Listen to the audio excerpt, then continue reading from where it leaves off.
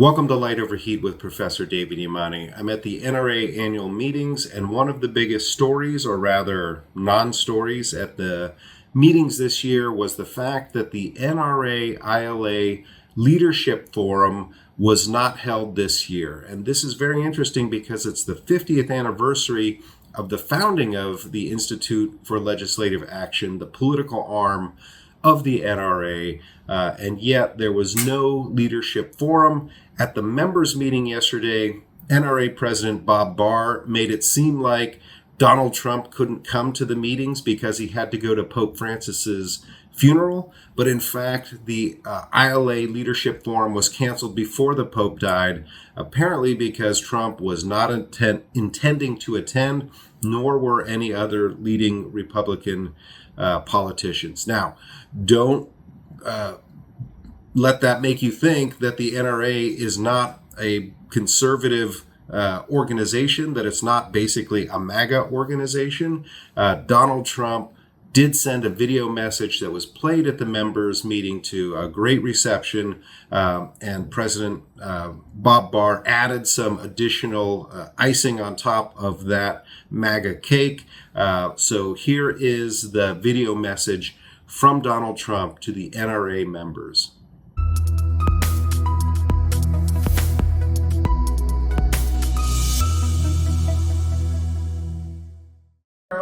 As an integral part of our Constitution and the liberties of our people, but who knows and supports and is a friend of the NRA.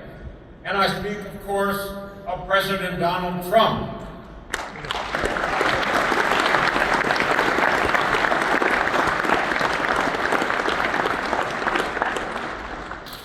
As we all know, Pope Francis passed away earlier this week.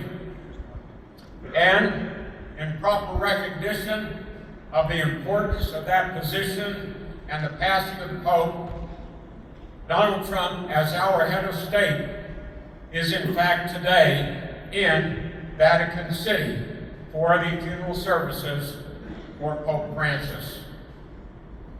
The President, however, was kind enough and supportive enough of this organization to provide us a video message from President Trump to the NRA today. Ladies and gentlemen, President Donald Trump.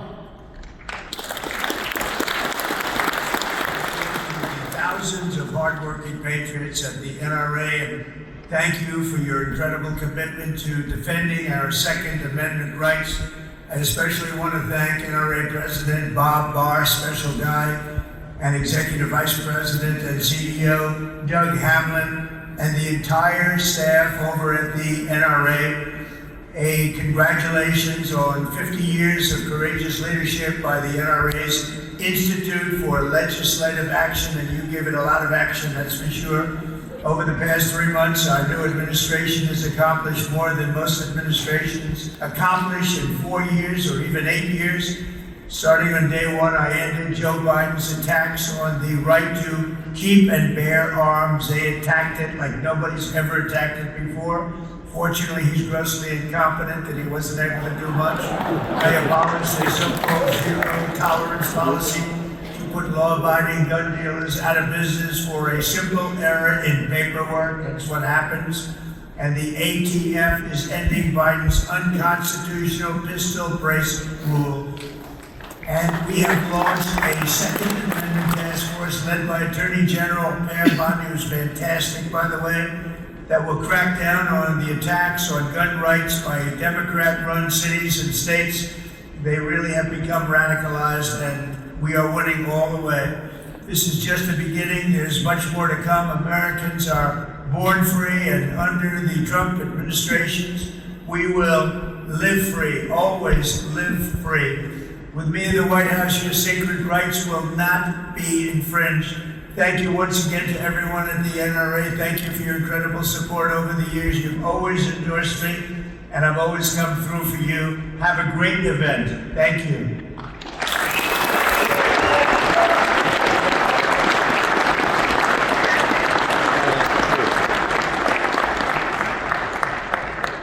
As you just heard, President President Trump say, he has our back. He supports us in the work that we do, particularly on the legislative front.